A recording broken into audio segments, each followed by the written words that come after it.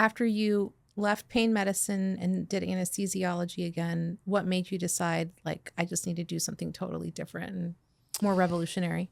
Yeah, well, I think to really answer that question too, and I'll just be candid with you, as soon as I left residency, my brain kind of woke up, and I'll say it was right after deployment. I was like, you know what? I want to be a business owner. Mm-hmm.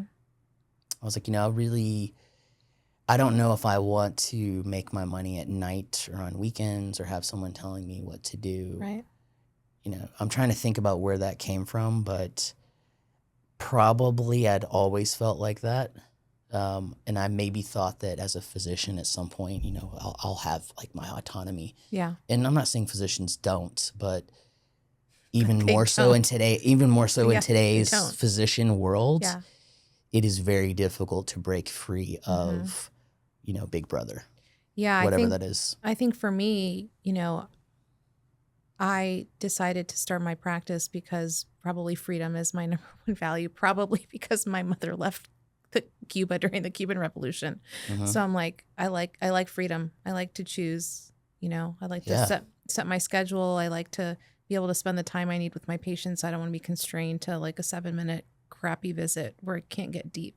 Yeah. Yeah. Mm-hmm. Yeah. And pair that with what our skill set is being a doctor. I'm like, oh, I need to open a doctor business. Yeah. Like, this is what I need to do next. Right. Like, where am I going with this? I cannot stay in this hospital, someone telling me what to do at all times. Right. Yeah. Respectfully to people that work in the hospital, because we need those types of physicians. Yeah. But then I went on to the next level of trying to figure out, like, okay, well, what does that look like for me? Mm-hmm. Right. And so I had several iterations of that, but I have a business partner, Dr. G. You guys might talk to him in the future. Mm-hmm. We had been having conversations about like, hey, you're not healthy, I'm not healthy. All of our friends aren't healthy. Let's look into this. Yeah. Why? Yeah, let's look into this. I was in Atlanta at the time. I was living in Atlanta, and that's when I kind of started the journey. We were looking around. And even then, which, we can talk about this, but even then there's still some hesitation. I was like, okay, you know what? I'm going to go to Houston because that's where all my strings are to pull if I have any strings. And I'm going to open a business. Well, what's it going to be called? No idea. What are you going to deliver? No idea. Not sure yet. No idea. Yeah. And I even, and I backtracked off that. I was like, okay, it's going to be, I'm going to learn how to make people healthy. And then I got to Houston. I was like, wait, but first let's try to start a pain clinic because that'll make some money. Yeah. And then from that money, but I stepped off that and just dove right in. Yeah. Dove right in. And I will tell you this, we sat down, we had a meeting, we had creative director, we had a podcast, we were going to start a podcast, and he flew him down from Canada, and that was March 13th of 2020. And I think it was March 15th or 16th of 2020. Got shut down. Yeah. So I pulled out, $100,000 loan, and I was like, this is it. And then the country shut down. Yeah. So there you go. So what did you do during COVID? Well, I went back to working as an anesthesiologist for a little bit. All right. Yeah. But I was traveling. I mean, I was traveling back and forth between Alabama and Texas. Or like locums? Or, yeah. Yeah. So we were suffering, building it out, What do we call it? How do we start it? What are we offering? How do we find clients? Yeah. What toilet paper are we going to buy for the bathroom when we build the clinic? Right. So kind of suffering through all that. A lot of the things that we don't ever learn in medical school, because really there's not a business of medicine class that we take. No. Nothing.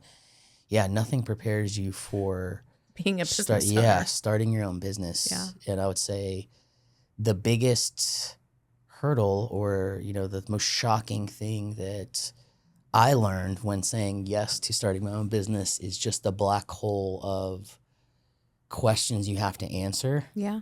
With no one telling you what you have the right to figure answer it out. is, right? Yeah. It's even like internship Mm-hmm. without someone telling you like, hey, that's a great plan, intern, but we're not going to do that plan because that plan doesn't work. Right. Here's the plan that does work. Yeah.